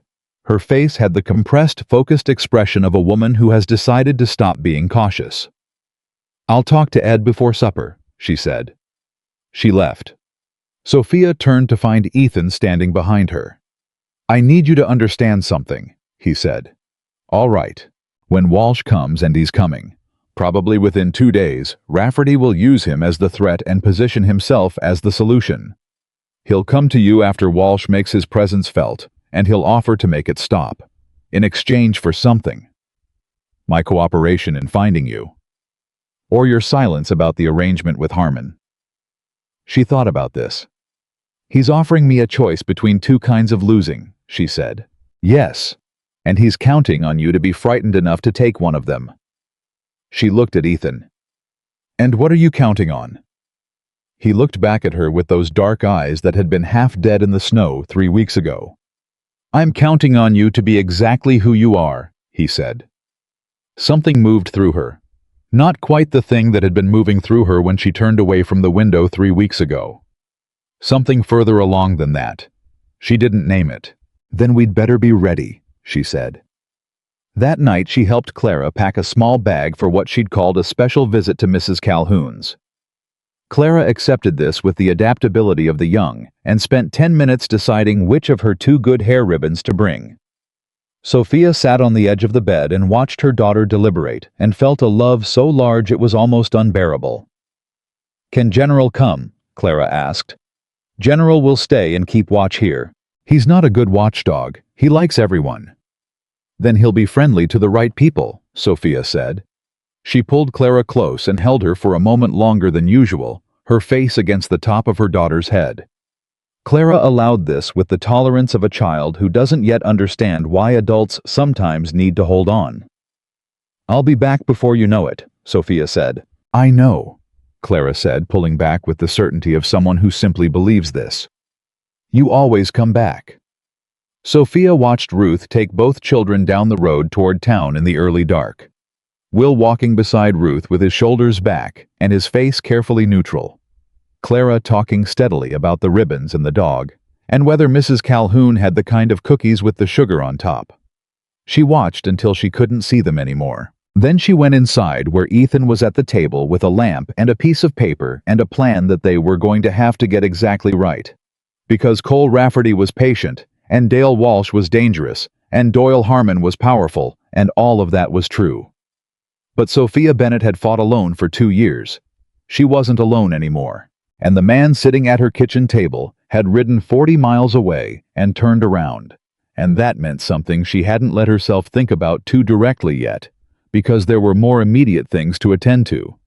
But it meant something. She sat down across from him. "Show me what you have," she said. He turned the paper around. They bent over it together in the lamplight, and outside the night settled over the frozen land, and somewhere out there on the roads of Wyoming Territory, 2 men were moving toward a farm on the South Road outside Millhaven, and inside that farm, a woman and a man were building the thing that was going to stop them. Clara's words came back to Sophia in the quiet. "You always come back." She put her finger on the paper and pointed to a name. "Start here," she said. And they started, and what they built that night at the kitchen table was not a plan so much as a series of decisions, each one narrowing the next, each one requiring the one before it to hold. The first decision was the wire. Ed Calhoun had spoken to young Hicks before supper, as Ruth had promised. Hicks was 22 years old and had the particular moral seriousness of a young man who has not yet had to compromise it. And when Ed laid out what was at stake, not dramatically but plainly, the way Ed did everything. Hicks had sat with it for about a minute, and then said he would send whatever needed sending. The wire to James Caldwell went out at 9 o'clock that night. Everything Rafferty's message, Walsh's name, Harmon's connection to the Cheyenne law firm, the nature of the arrangement as best they understood it. Ethan wrote it and Sophia read it, and they cut it down twice for length, and once more for anything that could be misread, and what remained was precise and complete. James Caldwell received it before midnight. His response came the next morning. Hicks brought it himself on foot before 7, which told Sophia everything about how seriously the young man had committed. Ethan read it. His face changed. "My uncle is in Cheyenne," he said. "He arrived there 2 days ago. He's been there since he got your first letter." He looked up. "He's already spoken to the territorial attorney's office. There is paper on Cole Rafferty Sophia. In 2 counties. The warrant in Fremont County is for aggravated assault. The one in Carbon County." He stopped. "What? It's recent. Filed 3 weeks ago." His voice was steady, but something underneath it wasn't. "A woman in Rawlins. She reported him after he came to her home looking for a man he was tracking. She's alive. But..." He set the paper down. "She identified him by name." Sophia sat with that. "2 warrants, she said. 2 warrants, and James has both on record with the territorial attorney." A pause. Which means Rafferty is no longer just a private dispute. He's a wanted man operating in a county where he's known to be and where the territorial attorney now has documentation. How fast can that become action? Ethan looked at his uncle's message again. James says he can have a territorial marshal in Millhaven within 2 days. Maybe less if the weather holds. 2 days. Sophia thought about the wire Rafferty had sent. Move to Plan 2. Bring Walsh. Walsh was coming from Laramie. Laramie was not 2 days away. It's not enough time, she said. I know. Walsh could be here by tonight, tomorrow morning at the latest. I know that too. She stood up from the table and went to the window. Not to look at anything, just to move, because thinking while sitting still had a limit, and she'd reached it. We need to change the timing, she said. How? We give Rafferty what he's waiting for. She turned around. He's been patient because he doesn't know exactly where you are. He suspects, but he doesn't know. You've been here 2 days, and you haven't shown yourself. If he knew you were here, he'd move. He'd move immediately. He'd stop waiting for Walsh. He'd come himself. She held Ethan's gaze. And a man moving fast makes mistakes that a man waiting doesn't. Ethan was very still. You want to use me as bait, he said. I want to use the fact that you're here as a way to control his timing instead of letting him control ours. Those are the same thing. They're not. Her voice was firm. Bait is passive. I'm talking about deliberately triggering his move at a moment we choose in a location we control before Walsh arrives. The silence that followed lasted long enough for the fire to shift and settle. Where? He asked. She told him. The location was the Southfield, the far end of the Bennett property, visible from the road open enough that a figure on horseback could be seen clearly from a distance. Exposed, which was the point. And close enough to the barn that someone could reach cover in 30 seconds, which was also the point. They needed Rafferty to see Ethan. They needed him to see it convincingly enough to act. And they needed Ed Calhoun's boy to be watching from the Calhoun barn with a clear line of sight and instructions to ride for the marshal the moment Rafferty moved toward the property. There was no marshal in Millhaven. The nearest badge was a deputy in the county seat 12 miles away. But 12 miles was 12 miles, and if the deputy was already on his way, which he would be, because Ruth had taken a letter to him that morning, signed by Sophia, Ethan, and Ed Calhoun together, detailing the federal warrants and requesting immediate assistance, then triggering Rafferty's move would shorten the gap. You're asking the deputy to come on a woman's word, Ethan said. And Ed's. He might not move fast. He'll move when he reads James Caldwell's name at the bottom of the letter as a guarantor, Sophia said. Ruth added that. Ethan blinked. Ruth added my uncle's name. Ruth is more resourceful than she looks. She also wrote the letter, which is a good deal cleaner and more persuasive than what I would have produced. So. A pause. James doesn't know she used his name, but I suspect he'll forgive it.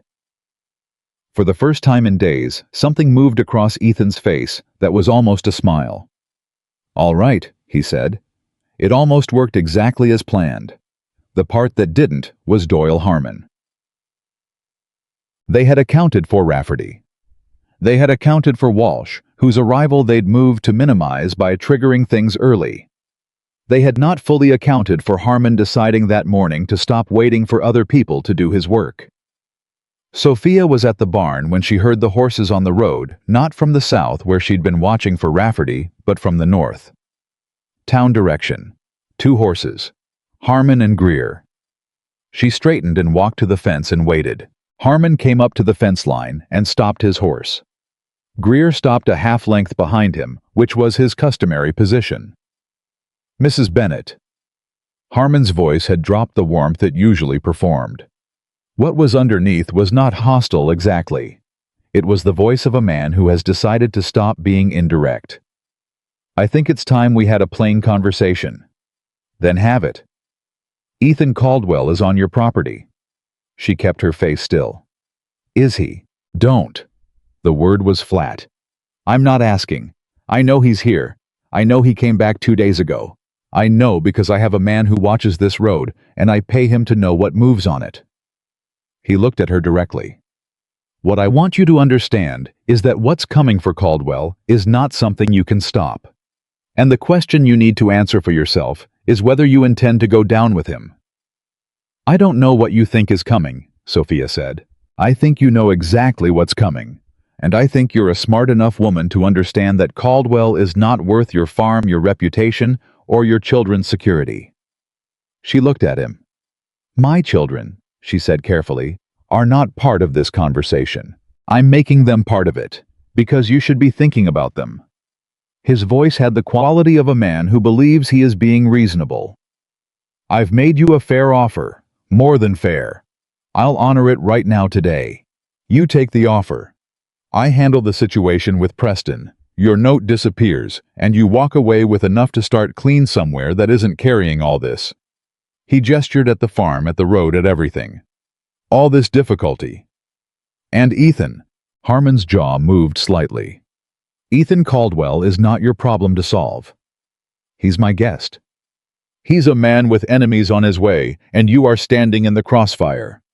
His voice sharpened. I'm offering you a way out of the crossfire, Sophia. Take it. He'd used her first name. That was new. Not intimacy pressure. The kind of thing a man does when he wants you to feel that the distance between you has closed and there is no longer room to be formal. She felt it exactly for what it was. No, she said. Harmon looked at her. Think about your children, he said again. Think about Clara. And something in Sophia Bennett, which had been composed and controlled and strategic for days, went completely and totally still. She looked at Doyle Harmon with an expression that was not anger. It was past anger. It was the expression of a woman who has found the exact line she will not allow to be crossed and has just watched someone cross it. Get off my fence line, she said. Her voice was very quiet. Harmon stared at her. Get off my fence line, she said again. Or I will go inside and come back with my husband's rifle, and the argument that I found two strange men at my property boundary and felt threatened. And we will see which account this county believes. A silence. Greer's horse shifted. Greer controlled it without looking down. Harmon looked at her for a long moment with the expression of a man recalculating. Then he turned his horse. You're making a mistake, he said without looking back. I've made them before, she said. I'm still here. She watched them ride away. Then she turned around and Ethan was standing at the barn door. He'd heard everything. His face was careful and controlled, but his eyes were something else. You should have let me, he started. No. She walked past him into the barn. That was mine to handle. He turned and followed her. He knows I'm here. He knew before he came. It was a last attempt. He's running out of patience, and that means he's running out of time, which means we're closer than I thought. She was at the stall checking the horse, not because it needed checking, because her hands needed something to do. Sophia. She stopped. What you just did. Ethan's voice was different. Not the careful, practical voice of the past 2 days. Something else. The way you... Don't, she said. I'm not... I know what you're not. She turned around. I know what that look is, and I need you focused right now. Both of us focused. There'll be time for everything else after. He looked at her for a moment. Is that a promise? He asked. It caught her. She hadn't meant it as one, and they both knew it, and they both knew she hadn't corrected it. Go watch the South Road, she said. He went. She stood in the barn alone for 30 seconds, with her hand pressed against the stall door and her eyes closed, and then she straightened up and went to find her position. Rafferty came at midday. He came alone, which was the first thing she noticed. No Walsh hadn't arrived yet, which meant their timing had worked, which meant the next 30 minutes were going to matter more than anything that had come before them. He came up the South Road at a walk, which was how he did everything. No hurry, no dramatics, just steady forward motion. He stopped at the fence. He looked at the property. He looked for a long time at the south field. Ethan was not there. He was in the barn with a clear sightline to the fence and instructions that were simple: do not come out until Sophia signals, and if something goes wrong before she can signal, come out anyway. Sophia went to the fence. Mr. Rafferty, she said. He looked at her with those flat gray eyes. "I'd like to speak with Ethan Caldwell," he said. "There's no one here but me." "I think that's not true." "You're welcome to think what you like." He looked at the barn, back at her. "Mrs. Bennett." He paused. "I want you to understand that what happens next is going to happen. The shape of it, the cost of it, some of that is still in play. But the end of it is not." His voice was patient and certain. "If you bring Caldwell out and we resolve this here today, you're clear of all of it. If you don't—" He let the pause do its work.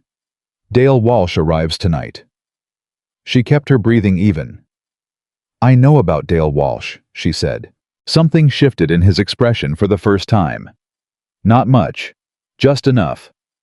"Then you know—" "I know there are 2 warrants for your arrest," she said. "One in Fremont County, one in Carbon County, filed 3 weeks ago by a woman in Rawlins, whose name I have written down, and whose testimony the Territorial Attorney's Office is currently reviewing." The shift in his expression was no longer small. She kept going.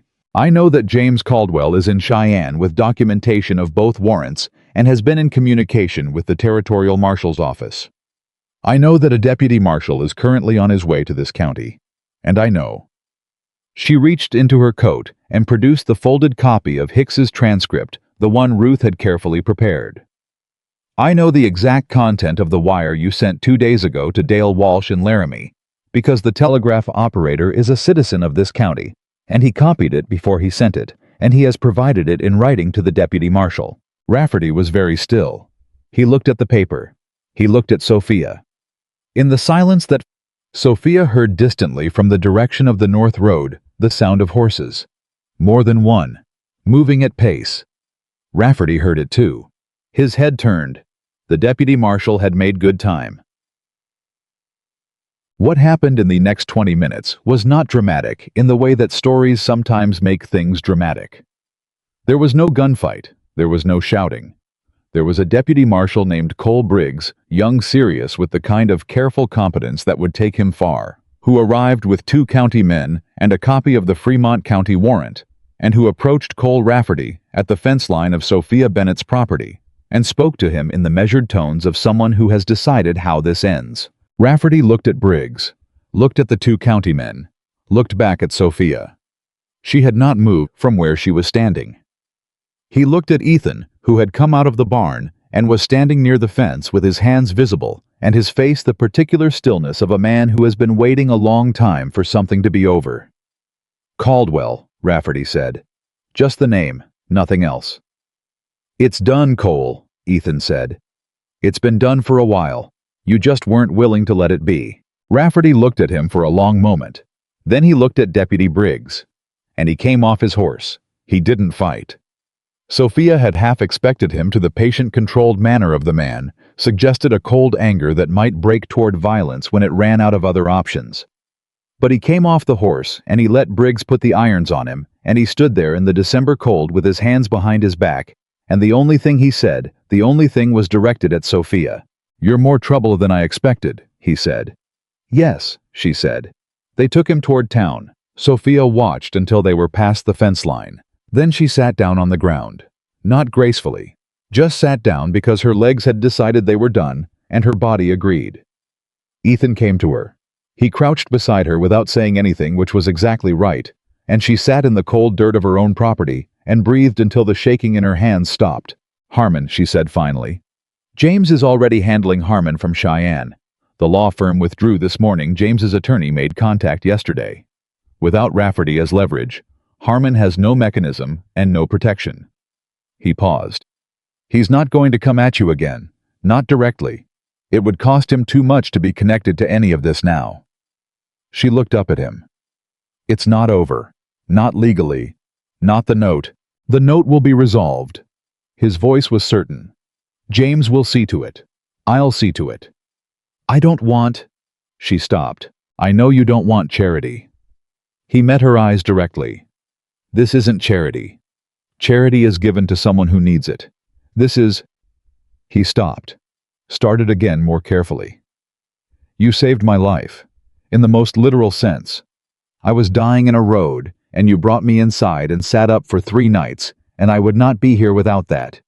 Whatever I do now is not charity, Sophia. It's a debt I intend to spend the rest of my—" He stopped again. She looked at him. He looked back. "I'm not good at this," he said.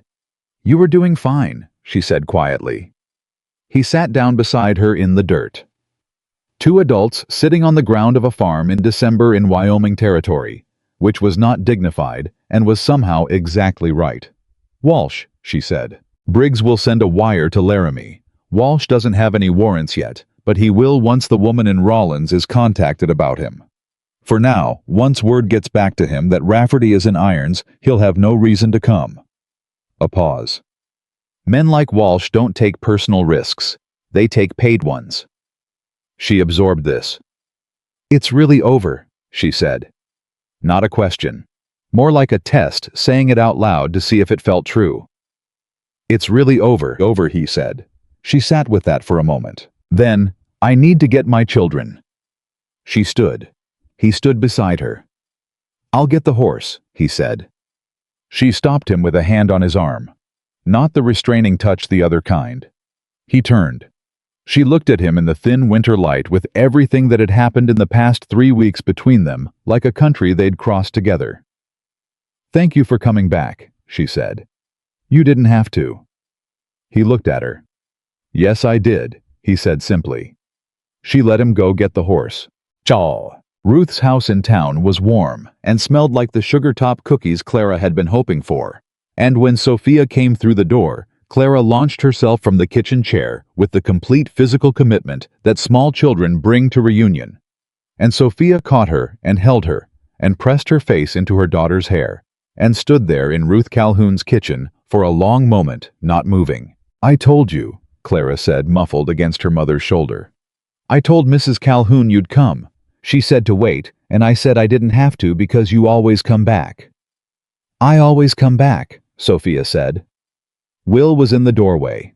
He'd been trying for the contained expression, the one he'd been practicing for 2 years. But his eyes gave him away.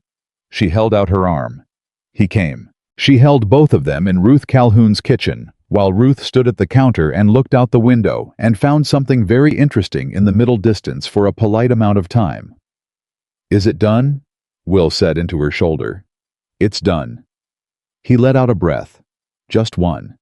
But she felt it through his whole body. "Ethan's outside," Sophia said. "He'd like to say hello if you want."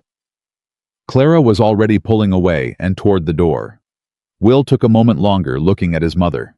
"He stayed," he said. "He came back," she said. "And then he stayed."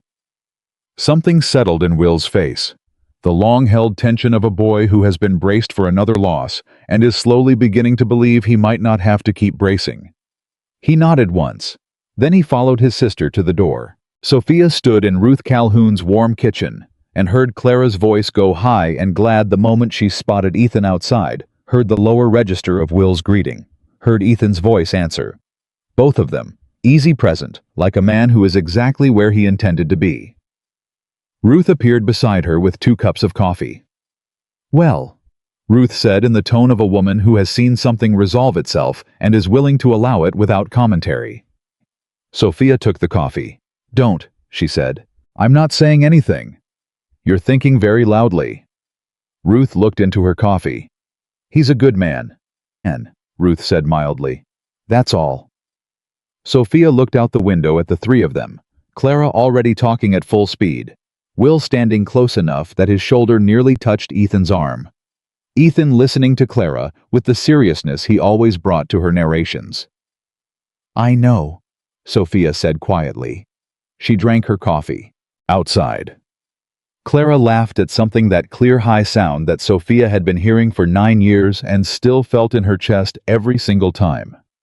The afternoon was cold, and the sky was the flat white of Wyoming December, and there was still so much to be sorted.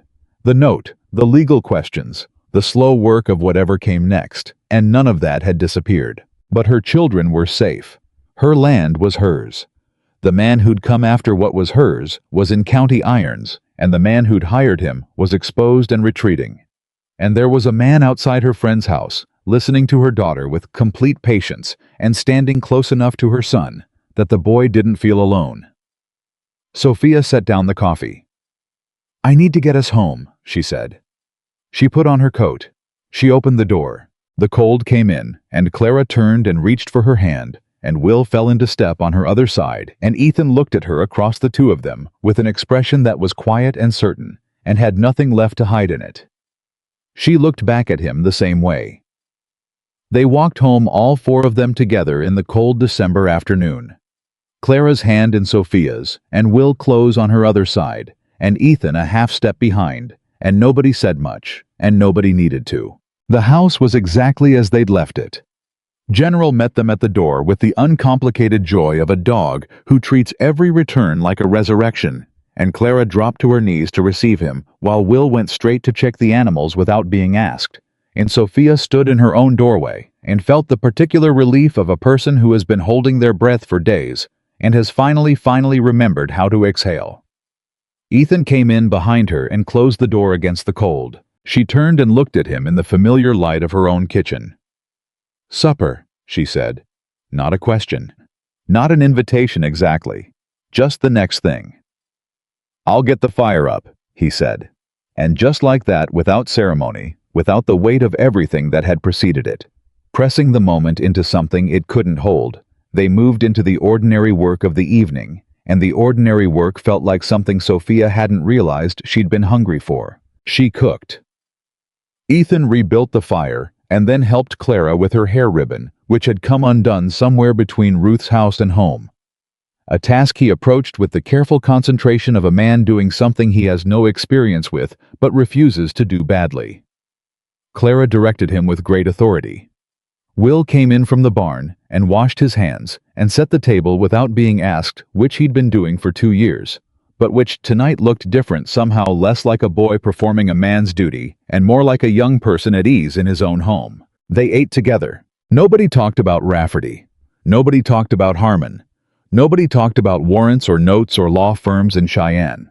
Clara talked about General and the ribbons, and a girl at school named Bess, who had said something Clara disagreed with strongly on the subject of horses. Will talked haltingly at first, and then with more confidence about the fence on the east side that needed new postwork before spring. Ethan listened to both, and responded to both, and asked questions that showed he'd been paying attention. Sophia watched all of it from her end of the table, and felt something she couldn't quite name, and didn't try to. After supper, after the children were in bed, Clara dropping into sleep with the speed of the young Will lying quietly in the dark, in the way he did when he was thinking things through. Sophia sat at the kitchen table with the lamp burning low. Ethan sat across from her. The house was very quiet. "James is coming," he said. "He wired this afternoon. He'll be here in 3 days." "To do what?" "To finalize the arrangement with Preston, the note." He held her gaze. "He wants to purchase it outright, clear it entirely. No payments, no timeline, no pressure." Sophia was quiet.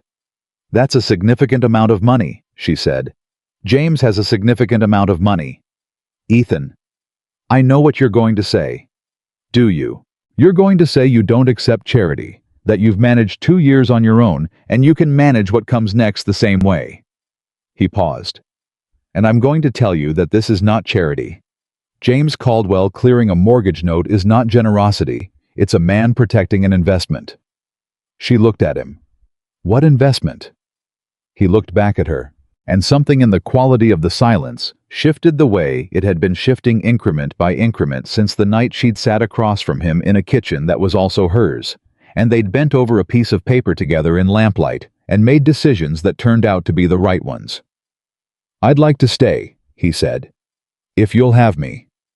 The words were plain. No decoration. Just the thing itself offered straight across the table. Sophia sat with it. She thought about Daniel. Not with pain, she'd long since moved through the acute pain of that loss into the quieter territory of grief that lives beside you without demanding constant attention. She thought about him with the love of a woman who had shared a life with someone and knew what that meant. The weight of it, the texture of it, the way it asked things of you that nothing else did. She thought about this man across the table, who had been a stranger in the road, and was now something she didn't have a word for yet. "That's a large thing to say," she said. "I know. You've been here 3 weeks. I know that too. And you've spent most of it bleeding or hunted. Fair point. A pause. I also spent it knowing that the most capable person I've ever encountered was operating 20 feet away from me, and that I had no good reason to be anywhere else. She looked at him for a long moment. You said the farm was an investment, she said carefully. Is that what you meant? No, he said. That's not what I meant. She held his gaze. I meant you, he said. Outside the wind moved through the dark, and the fire settled, and General shifted in his sleep near the hearth, and Sophia Bennett sat at the table in her husband's house, her house hers, and looked at Ethan Caldwell, and felt for the first time in 2 years the specific possibility of something she had told herself she did not need. I'm not an easy situation, she said. I've noticed. 2 children, a farm, debt that isn't fully resolved, a town that's been watching me fail for 2 years and has opinions about everything I do. I've been briefed. And you still want to stay? Sophia. His voice was quiet and completely certain. I rode back 40 miles. I've already answered that question. She looked down at the table for a moment, then up. You'll need to talk to Will, she said. I know. Not me giving permission, him giving it. He's the man of this house in the ways that matter to him and that matters to me. If he says no, then I'll find another approach. He didn't hesitate. But I'll stay in the county. She felt the corner of her mouth move. You're stubborn, she said. I prefer committed. I'm sure you do. She stood up and picked up the lamp to take it to bed, which was what she did every night, which was the ordinary ending of an ordinary evening. Except that it wasn't ordinary, and they both knew it, and neither of them pretended otherwise. She paused at the door to the hallway. 3 days, she said. When James comes, we'll sit down and talk about everything. Together. Together, he said. She went to bed. She did not stare at the ceiling for as long as she had been staring at it. James Caldwell arrived on a Wednesday, in a coach that was a good deal more substantial than anything that usually came up the South Road to Millhaven. He was 62 years old and looked like a man who had been large in his youth and had not entirely surrendered it, with a face that had been weathered into something formidable and eyes that were a darker version of Ethan's and just as difficult to look away from. He came inside and looked at the house and looked at Sophia with the assessing gaze of someone who has made a career of reading situations accurately. Mrs. Bennett, he said, and took her hand. My nephew tells me you saved his life. I want you to know that is not a small thing to me. He's told me you're the one who sent the warning, she said. That's not a small thing either. Something in James Caldwell's expression shifted respect, she thought, or the beginning of it. Sit down, she said. There's coffee. He sat. Ethan was already at the table. Clara had been introduced and dispatched to her room with the promise that she could come back after the adults talked, which she'd accepted with the negotiating instincts of a born merchant. Will was there too, at the end of the table, straight-backed, watching James Caldwell with the eyes that watched everything. James noticed Will. He gave him a direct nod, not the condescending acknowledgement that adults sometimes gave children, but the nod of one person recognizing another. Will nodded back. They talked for 2 hours. James laid everything out with the clarity of a man who does not believe in softening information unnecessarily. The note he had spoken to Preston directly. Preston, stripped of Harmon's backing and facing the possibility of his name appearing in territorial court records, alongside Harmon's, had agreed to an immediate settlement at a figure James described as fair and Sophia recognized as generous. The deed would be clean within 30 days. Harmon himself had gone quiet. Not gone men. Like Harmon didn't leave, they regrouped, but the law firm in Cheyenne had withdrawn, the pressure had stopped, and the word James had gotten from his contact in the territorial attorney's office was that Harmon was currently more concerned with keeping his own name out of the Rafferty matter than with pursuing any new ventures. Rafferty was in county custody, awaiting transport to Fremont County for trial. Walsh, as Ethan had predicted, had turned around when the wire reached him. There was no paper on Walsh yet, but James had a man watching the situation. The farm, James said when the legal matters were laid out. He looked at Sophia directly. I'd like to propose an arrangement, not a gift. An investment in the operation. I'll back the capital for spring planting livestock expansion equipment, in exchange for a small equity stake and Ethan's management of the cattle side. Sophia looked at Ethan. Ethan looked back at her with an expression that said clearly, I did not plan this specific part with him. She believed him. She turned back to James. And if I decline the investment, she said, does the note resolution still stand? James coldly looked at her for a moment. Yes, he said. Then I'll think about the investment. Fair enough? Will cleared his throat. Both adults looked at him. He had the expression of a young man who has prepared what he wants to say and is not going to let the preparation go to waste. I have a question, Will said. For Ethan. The table was quiet. Ethan turned to face him fully. Go ahead, Ethan said. Will looked at him steadily. Are you staying because of the farm, he asked, or because of us? The directness of it landed in the room like a stone in still water. James Caldwell picked up his coffee cup and looked at the far wall with the discretion of a man who knows when a conversation doesn't belong to him.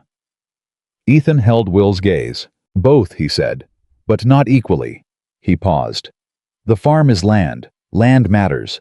But land isn't the reason I rode back 40 miles on a bad side to a place I'd been told to leave. He let that sit for a moment. You and Clara and your mother are the reason. The farm is where you are. Will absorbed this. Howe was 13 years old, and he had spent 2 years being careful with trust, because he had learned in the hardest way that people you trust can leave without warning and leave a hole that doesn't fill. My father built this farm, Will said. I know. He worked it for 12 years. I know that too. I'm not looking to replace him, Ethan said, before Will could say the next thing. I don't think anyone could. I don't think anyone should try. His voice was level and honest in the way that could not be performed.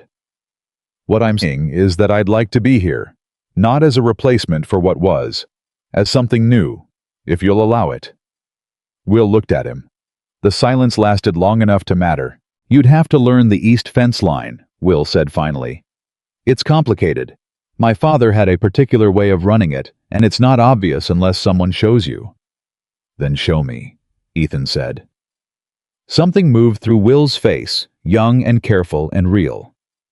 After James leaves, he said. After James leaves. Ethan agreed. Will nodded once. He picked up his coffee. He'd recently started drinking it weak with a great deal of sugar, which Sophia tolerated because the argument wasn't worth having, and he looked at James Caldwell. The investment, Will said. Would it include new fence posts for the east side, because we need at least 20 before spring? James Caldwell looked at the boy for a moment. Then he smiled. Not the managed smile of a man in a business conversation. The real one. I think we can manage 20 fence posts, he said. James stayed 2 days. On the second evening after supper, he found Sophia alone in the kitchen and sat across from her with the directness that seemed to be a family trait. He hasn't been himself since his parents died, James said. Not preamble, not softening, just the fact. That was 9 years ago. He's been moving since then. Not running. Ethan doesn't run from things, but not landing either. Like a man who can't find the place that fits. Sophia listened. Whatever happened here, James continued. In those 3 weeks I don't know the whole of it and I'm not asking. But I know my nephew and I know what a man looks like when he's found the place he was looking for. He held her gaze. I just wanted you to know that.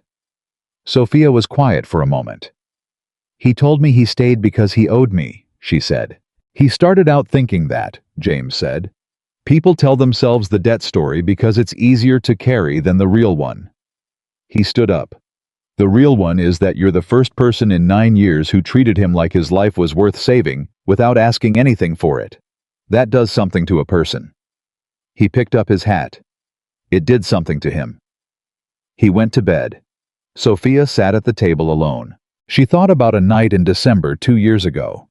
Not this December, the other one, the first winter after Daniel, when she had sat at this same table in the dark and pressed her fist against her mouth and stayed completely silent while her whole body shook. When she had let herself have the grief because there was no one to hold things together for just that one night. She thought about how she'd told herself after that night that she would not need anyone to hold things together with her, that she would learn to be the only one. She thought about how wrong she'd been. Not in the surviving she'd survived, and she was proud of that, and nothing that came next would change it. But in the believing that surviving alone was the only kind of surviving available to her. She hadn't known there was another kind. She did now. She banked the fire and went to bed and slept better than she had in months. James left on a Thursday morning, and the house settled back into itself, and the days that followed had a different quality than any days since Daniel died.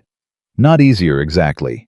The work was the same work: animals and land and cold and money that had to be managed carefully, and a farm that demanded everything you had, and occasionally a little more.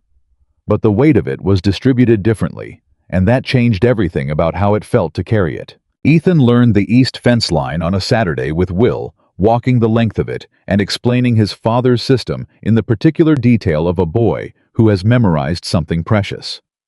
Ethan listened with the seriousness he brought to everything, asked questions that told Will he was actually listening, and by the end of the afternoon, they had identified 6 posts that needed immediate replacement and made a plan for the rest. Sophia watched them come in together at dusk, Will talking, Ethan nodding, both of them carrying the easy body language of people who have been working together in the cold and have arrived at a kind of wordless understanding that comes from shared physical effort, and she felt the knot in her chest that had been there for 2 years loosen another degree. It loosened by degrees. That was how it went. Not one moment of transformation, but many small ones, each one ordinary, and each one meaning something. The morning Ethan fixed the hinge on the barn door that she'd been managing around for 6 months, and came in for breakfast like it was nothing. Like of course he'd fixed it, like he noticed things that needed doing, and simply did them. The afternoon. Clara got a splinter from the woodpile and screamed with the theatrical commitment of a child who has found a legitimate grievance, and Ethan sat down on the porch step with a needle and talked to her steadily about an entirely unrelated topic, the names of the stars, which he knew a surprising number of until she'd stopped crying, and then the splinter was out before she realized he'd done it. Clara stared at her hand, then at him. Then she said with great dignity, "I knew it didn't hurt that much," and walked inside. Ethan sat on the step for a moment longer. Sophia was at the door. "She'll deny this conversation tomorrow," Sophia said. "She already is," he said. She looked at him in the afternoon light. "Where did you learn about stars?" she asked. "My father," he said. The word was careful in his mouth. Not painful exactly, more like a word he didn't use often and was getting accustomed to using again. He knew all of them. He'd take Ethan out on clear nights and go through them one by one. He paused. "I've forgotten more than I remember, but some of them stuck." She sat down on the step beside him. "Tell me one," she said. He told her about Orion. About how his father said if you found Orion, you were never completely lost because you could orient from his belt in either hemisphere. About standing in a field in the dark as a 10-year-old and tipping his head back and finding those 3 stars and feeling for the first time like the sky was something he understood a piece of. Sophia listened. When he was done, the afternoon had gone a shade darker, and the cold had come up more definitely. "I'm sorry you lost them," she said. "Your parents." He was quiet for a moment. "I'm sorry you lost Daniel," he said. They sat together on the porch step in the cold, not touching, not needing to. "I think," Sophia said carefully, "that we are 2 people who understand what it costs to lose someone, and who have been very careful since about what we let matter." He looked at her. "Yes," he said, "and I think that carefulness has served us. It kept us upright when upright was all we could manage." She looked at her hands. "But I also think there's a version of carefulness that becomes its own kind of loss, where you protect yourself so well that there's nothing left to give." She looked at him. "I don't want to do that," she said. "Anymore." His eyes were dark and present and completely serious. "Neither do I," he said. She stood up, brushed the cold off her skirt. "Come inside," she said. "Will's going to want to talk through the post schedule, and if you're not there, he'll have me doing calculations, which is not where anyone wants to be." He stood up. And here was the moment that neither of them would describe later in dramatic terms, because it wasn't dramatic. He put his hand out, and she took it, and they stood like that on the porch of her farm for about 3 seconds before going inside, and 3 seconds is nothing, and 3 seconds is everything, depending on what it means. It meant everything. The letter from the land office came on a Friday in late January, 6 weeks after Rafferty had been taken from her fence line. The deed was clear. The note was discharged. The 40 acres were hers legally and entirely with no claim pending and no instrument attached. Sophia read it at the kitchen table 3 times. Then she set it down and looked at the window for a moment. Then she folded it carefully and put it in the tin box where she kept the important things. Daniel's letters from before they were married, the children's birth records, the photograph of her mother that had survived the move west. She put the deed in there with the rest of it, the things that were hers, the things that had made her. Will came in from outside. "What was the letter?" "The deed," she said. "It's ours." He stood very still. Then he said quietly, "Pa would be glad." She looked at her son. "Yes," she said. "He would." Will nodded, put his hat back on, went back outside. Ethan came in a few minutes later, stamping cold off his boots, and read the situation in her face before she said a word. "Good news," he said, not a question. "The deed is clear," she said. He looked at her with the expression she'd come to know, the one that was quiet and certain, and had nothing left to hide in it. "Daniel Bennett chose well when he chose this land," he said. "He did," she said. "He chose well in most things." She held his gaze. "So did I," she said quietly. "Eventually." He understood what she meant. She could see that he did. He crossed the kitchen. He put his hand on her face carefully, the way you touch something you understand the value of, and she leaned into it just slightly, and they stood like that in the kitchen of her farm in January, with the fire going, and the children somewhere in the house, and the land outside, that was hers, and the future outside, that was still being built, and it was enough. It was more than enough. It was the thing she hadn't known she was still allowed to want. Spring came the way it always did in Wyoming, reluctantly, and then all at once. The east fence was repaired, all 20 new posts set before the ground, softened. Will and Ethan working it over 3 Saturdays, with the methodical teamwork of people who have found their rhythm together. Clara had appointed herself supervisor of the project and provided commentary that neither of them had asked for, and both of them took with remarkable patience. James Caldwell's investment came through in March, and with it a small expansion of the cattle side of the operation, not dramatic but real, the beginning of something that could grow. Ed Calhoun's boy started working 2 afternoons a week, which gave Will time that had previously been consumed by necessity. Will used some of it to start reading again, which he'd stopped doing when Daniel died because there hadn't been time. Sophia found him one evening with a book propped on his knees and felt something uncomplicated inside her that had been complicated for a long time. Ruth Calhoun came by on a Saturday in April and sat in the kitchen and drank coffee and looked around the house and said nothing for a while, which was Ruth's way of saying something. "Go ahead," Sophia said. "You look different," Ruth said. "I feel different." "Good different." "Yes." Ruth drank her coffee. "Ed wants to have you all to supper sometime," she said. "The 4 of you." "The 4 of you." Sophia turned that over. "We'd like that," she said. She meant it. On an evening in late April, with the light going long the way it does in spring, when the days remember themselves. Sophia was in the south field, checking the fence line, her land, her sky, when she heard Clara's voice from the direction of the house, and then Ethan's voice answering, and then Will's lower register joining in, and the sound of the 3 of them together carried across the evening air. The way sound carries in open country, clearly without obstruction, all the way to where she was standing. She stopped. She stood in her field and listened. She thought about a woman who had knelt in the snow beside a dying stranger and made a decision in about 4 seconds. She thought about 3 weeks of impossible things, and a piece of paper in a tin box, and a hand on her fence line telling her to leave what was hers.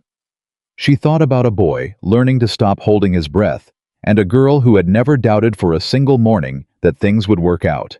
She thought about the word home, not the structure, not the acres, but the thing underneath those words, the thing you build from the people who stay. Clara's voice went high and laughing about something. Sophia smiled. She turned and walked back toward the house, toward the light in the window, and the voices she knew, and the man who had been a stranger in the road, and was now something that didn't need a word, because it was simply, plainly, undeniably real. She had saved a dying man once because it was the right thing to do, and she had never expected anything in return. What she got back was everything. That is not a small thing. That is, in fact, the whole of it.